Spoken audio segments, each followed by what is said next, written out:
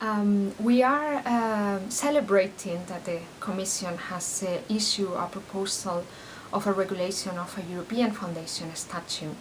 And I say we are celebrating because this is the outcome of the work of the foundation sector for a number of years. We have been advocating to the European Commission to give us a tool that will allow foundations in Europe to develop their work cross-border in a more efficient manner than they do it at the moment. But at the same time that we are celebrating this, we are also looking at all the work we have ahead of us.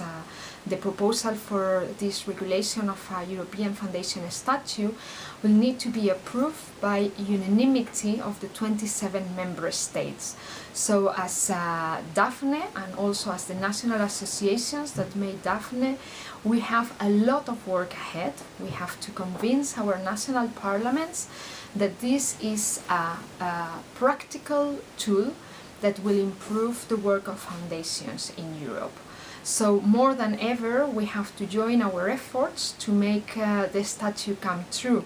It will be the first time that a legal form of this kind it's available in the world, a legal form for foundations that will allow them to work in more than one country being subject to the same regulation. So congratulations to all of us for our work, but also let's keep on working because we have a lot of work ahead to do.